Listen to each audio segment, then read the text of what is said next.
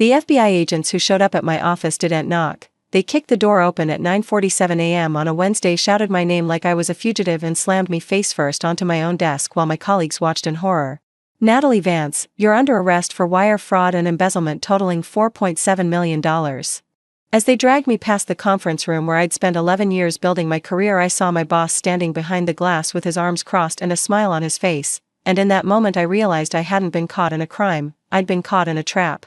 Let me tell you who I was before that Wednesday morning destroyed everything I'd built.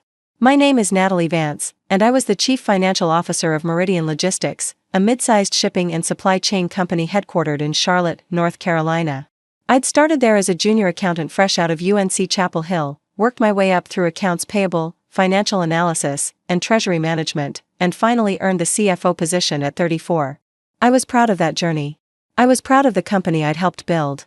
Meridian had grown from a regional operation with $30 million in annual revenue to a national player generating over $200 million. I'd restructured our debt, negotiated better credit terms, implemented cost controls that saved millions, and built a finance team that ran like a Swiss watch. The CEO, a man named Richard Townsend, had recruited me personally for the CFO role 5 years earlier. He'd called me the financial backbone of this company at the last shareholder meeting. He'd given me a corner office, a generous salary, and stock options that would be worth a small fortune when they vested. I thought he was my mentor. I thought he was my friend. I was catastrophically wrong about both. The accusations were devastating in their specificity. According to the federal complaint, I had systematically embezzled $4.7 million from Meridian over a 3-year period through a series of fraudulent vendor payments. The money had allegedly been routed to shell companies I controlled, then funneled into offshore accounts in the Cayman Islands. The evidence, as presented by the FBI, seemed overwhelming. There were vendor invoices bearing my electronic signature. There were wire transfer authorizations with my employee ID. There were bank records showing deposits into accounts allegedly linked to me. And there was testimony from Richard Townsend himself, who claimed he had discovered the fraud during a routine audit and immediately contacted federal authorities. "It breaks my heart," Richard told the Charlotte Observer in an interview published the day after my arrest. "Natalie was like family to me. I trusted her completely. To discover that she was stealing from the company this whole time. I'm still in shock." The article included a photo of Richard looking appropriately devastated. It also included my mugshot. I spent 3 days in federal detention before my lawyer could arrange bail. Those were the longest 3 days of my life. I sat in a concrete cell, wearing an orange jumpsuit, trying to understand how this was happening. I hadn't stolen anything. I hadn't authorized fraudulent payments. I hadn't set up shell companies or opened offshore accounts. But someone had. Someone had done all of those things using my credentials, my signatures, my identity. And that someone had made sure I would take the fall. My attorney was a former federal prosecutor named Diana Okonkwo. She'd left the DOJ to start her own practice specializing in white-collar criminal defense, and she had a reputation for being brilliant, relentless, and expensive. I couldn't afford her. But she took my case anyway. "I've seen a lot of embezzlement cases," she told me during our first meeting after my release on bail. "The guilty ones have a certain look. Defensive. Calculating. Already thinking about plea deals. You don't have that look. Because I didn't do it. Then we need to prove that. And to prove it, we need to understand exactly how you were framed. Every fraudulent transaction. Every forged signature. Every digital trace. Somewhere in that data is the truth. The FBI has all my computers. All my files. All my records." Diana smiled. "The FBI has copies of your digital life. But they're looking for evidence of your guilt. We're going to look for evidence of your innocence. And trust me, Natalie, if you didn't do this, the proof is out there. Digital footprints don't lie. People do." The investigation took 4 months. 4 months of my life suspended in legal limbo. 4 months of being unable to work, unable to access my bank accounts, unable to leave the state. 4 months of watching my reputation disintegrate in slow motion while the media treated me like a convicted criminal. But those 4 months also gave Diana and her team time to do something the FBI hadn't done: look at the evidence without assuming my guilt. The first breakthrough came from the timestamps. Every digital action leaves a timestamp: when an email was sent, when a document was signed, when a transaction was authorized. The FBI had focused on the fact that the fraudulent activities were linked to my credentials. Diana's forensic accountant focused on when those activities occurred. And the timing didn't make sense. One of the fraudulent wire transfers had been authorized at 2:47 a.m. on a Tuesday in March 2022. According to the FBI's evidence, I had logged into Meridian's financial system from my office computer and approved a $340,000 payment to a shell company called Vertex Solutions LLC. But I hadn't been in the office that night. I'd been in San Francisco, attending a supply chain conference. I had plane tickets, hotel receipts, and conference registration records to prove it. More importantly, I had something the FBI hadn't considered: my personal digital footprint. At 2:47 a.m. Eastern Time, which was 11:47 p.m. Pacific, I had been in my hotel room posting on Instagram. The photo showed the view from my window with the caption, "Can't sleep. Missing home." #business travel. The metadata on that photo confirmed it was taken in San Francisco. The login that authorized the wire transfer claimed I was in Charlotte. I couldn't have been in both places at once. "This is good," Diana said when her team uncovered the discrepancy. "But it's not enough. One timestamp anomaly could be explained away as a technical glitch. We need a pattern." So we kept digging. The second breakthrough came from the email headers. Every email contains hidden information in its header: the IP address it was sent from, the servers it passed through, the precise time it was transmitted. The FBI had authenticated the content of emails that appeared to show me coordinating with the shell companies. Diana's digital forensics expert authenticated the headers. They didn't match. The emails had been sent from IP addresses that didn't correspond to any device I owned or any location I frequented. One originated from a VPN server in Romania. Another from a data center in Ukraine. A third from a coffee shop in Denver that I had never visited in my life. Someone had spoofed my email address. Someone had made it look like the messages came from me when they actually came from halfway around the world. "We're building a case for reasonable doubt," Diana said. "But reasonable doubt might not be enough. We need to prove who actually did this." So we kept digging. The third breakthrough came from the vendor files. The shell companies that received the fraudulent payments, Vertex Solutions, Pinnacle Consulting, Harbor Freight Partners, had been set up using stolen identities and forged documents. The FBI had traced them to me based on circumstantial connections. One used a mailing address near my apartment, another listed a phone number that was one digit off from my personal cell. But Diana's investigator discovered something the FBI had missed. The incorporation documents for all three shell companies had been filed on the same day, October 15, 2021. I had an airtight alibi for that day. I had been in surgery. On October 15, 2021, I underwent an emergency appendectomy at Carolinas Medical Center. I was admitted at 6 a.m., went into surgery at 9 a.m., and didn't regain full consciousness until the following morning. The shell companies had been incorporated during the hours I was unconscious on an operating table. Someone had chosen that day deliberately. Someone who knew I would be incapacitated.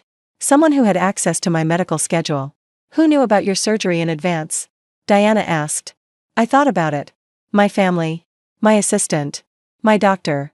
I paused. And Richard. He visited me in the hospital the next day. Brought flowers. Told me not to worry about work, that everything was under control. Diana's expression hardened. "Tell me about Richard Townsend." The picture that emerged was damning. Richard Townsend had founded Meridian Logistics 30 years ago with his college roommate, a man named Peter Holbrook. They'd built the company together, but their partnership had grown increasingly strained as Meridian expanded. Peter wanted to take the company public. Richard wanted to keep it private. Peter wanted to diversify into new markets. Richard wanted to focus on core competencies. The disagreements had escalated into a full-blown power struggle, with both men recruiting allies on the board of directors. I had been one of Peter's allies. I hadn't realized it at the time. I'd simply supported strategies that made financial sense. But in Richard's mind, I had betrayed him. I had sided with the enemy. And Richard Townsend did not forgive betrayal. Diana's investigator obtained Richard's personal financial records through a court order. What we found was staggering. Richard was broke. Despite his $2 million annual salary and his lifestyle of country clubs and luxury cars, Richard Townsend was drowning in debt. Bad investments.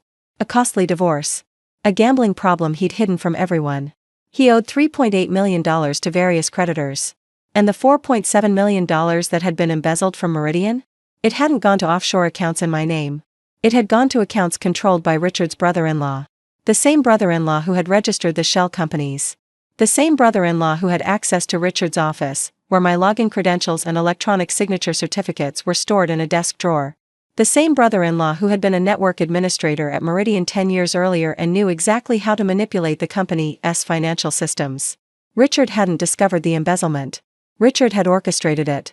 And he had framed me to cover his tracks and eliminate a political rival in one devastating stroke. The federal prosecutor's office was not happy when Diana presented our findings. They had built their entire case on the assumption that I was guilty. They had held press conferences. They had leaked details to the media. The assistant U.S. attorney handling my case had called me a sophisticated financial predator in his bail hearing arguments. Now they were faced with evidence that they had been manipulated into prosecuting an innocent woman while the real criminal smiled for cameras and played the victim. "This is circumstantial," the prosecutor argued in a heated meeting with Diana and the FBI case agent. "Timestamp anomalies and IP address discrepancies don't prove Townsend did anything." "Then subpoena his brother-in-law's financial records," Diana replied calmly. "Subpoena Richard's personal devices. Conduct a forensic audit of his office computer. If we're wrong, you'll find nothing. But if we're right?" She let the implication hang in the air. The prosecutor knew exactly what she was suggesting. If Diana was right, and if the government had prosecuted me while ignoring evidence pointing to the real culprit, there would be consequences. Congressional hearings. Internal investigations. Career-ending embarrassment. It took 2 weeks for them to make a decision. They reopened the investigation. And what they found was even worse than we had imagined. Richard's brother-in-law, a man named Vincent Marsh, had been running a parallel fraud operation for over 5 years. He'd been using his knowledge of Meridian's systems to siphon money into shell companies, then routing the funds through a complex network of accounts before delivering them to Richard. The total amount stolen wasn't $4.7 million. It was $11.2 million. And I had been chosen as the scapegoat precisely because my position gave me the access and opportunity to commit such a crime. If investigators looked at me, they wouldn't look at Richard. If I went to prison, the fraud could continue indefinitely. It was a perfect plan. Except they had underestimated the power of digital evidence. They had underestimated the timestamps that proved I was in San Francisco. They had underestimated the email headers that traced back to foreign servers. They had underestimated the surgery records that placed me unconscious when the shell companies were formed. They had underestimated every digital breadcrumb I had scattered across my life without even realizing I was creating an alibi. Richard Townsend was arrested at his home on a Saturday morning, 6 months after I'd been dragged out of my office in handcuffs. I watched the coverage on television. I watched him do the perp walk in his bathrobe, his face a mask of disbelief and rage. I watched the news anchors describe the stunning reversal in the Meridian embezzlement case. I watched, and I felt nothing. Not satisfaction. Not vindication. Not even relief. Just emptiness. Because even though I had been cleared, even though the charges against me were dismissed with prejudice, even though Richard and Vincent were now facing decades in federal prison, my life would never be the same. The mugshot was still online. The articles about my arrest were still searchable. The months of public humiliation, the destroyed relationships, the lost income, the shattered reputation, none of that could be undone by a prosecutor's announcement that they had declined to pursue charges. I was innocent. But I would spend the rest of my life explaining that to everyone who Googled my name. The civil lawsuit helped. I sued Richard Townsend, Vincent Marsh, and Meridian Logistics for defamation, malicious prosecution, and intentional infliction of emotional distress. The case settled for $8.4 million before trial. It wasn't about the money, though the money helped. It was about accountability. It was about forcing them to acknowledge, in writing, that they had deliberately destroyed an innocent woman's life for their own benefit. The settlement agreement included a public statement admitting that I had been falsely accused and that Richard Townsend bore sole responsibility for the embezzlement. That statement is now the first result when you search my name. It doesn't erase the past. But it helps explain it. Peter Holbrook took over as CEO after Richard's arrest. He offered me my old job back. I declined. I couldn't walk back into that building. I couldn't sit in that office where I'd been handcuffed and humiliated. I couldn't look at colleagues who had watched me being dragged away and wondered, even for a moment, if I was guilty. Instead, I started my own consulting firm. I advise companies on financial controls and fraud prevention. I help executives protect themselves from exactly the kind of internal conspiracy that nearly destroyed me. I teach them about digital hygiene, about documentation, about the importance of creating an unimpeachable record of their activities. Because here's what I learned from the worst experience of my life. Your digital footprint is your alibi. Every email you send. Every photo you post. Every transaction you authorize. Every login, every timestamp, every GPS coordinate embedded in your phone's metadata. It's all evidence. Evidence that can be used against you if you're guilty. But also evidence that can save you if you're innocent. Richard Townsend thought he could frame me because he controlled the company's financial systems. He thought he could manipulate the records to make me look guilty. What he forgot was that I had a digital life outside of Meridian. He forgot about my Instagram posts and my conference registrations and my hotel receipts. He forgot about email headers and IP addresses and surgical records. He forgot that in the 21st century, we leave traces everywhere we go, and those traces tell the truth even when people lie. I'm grateful for my digital footprint. It saved my life. Not literally, perhaps. I wouldn't have died in federal prison. But I would have lost everything that made my life worth living, my freedom, my reputation, my sense of self. Instead, I lost 6 months and gained a story. A story I tell now to anyone who will listen. Document everything. Save everything. Back up everything. Because you never know when your digital breadcrumbs will be the only thing standing between you and someone else's perfect crime. Richard Townsend is serving 15 years in federal prison. Vincent Marsh is serving 12. And I'm sitting in my own office, in my own company, writing my own story. They tried to frame me. They failed. And every timestamp, every email, every digital trace they thought would convict me turned out to be the evidence that set me free.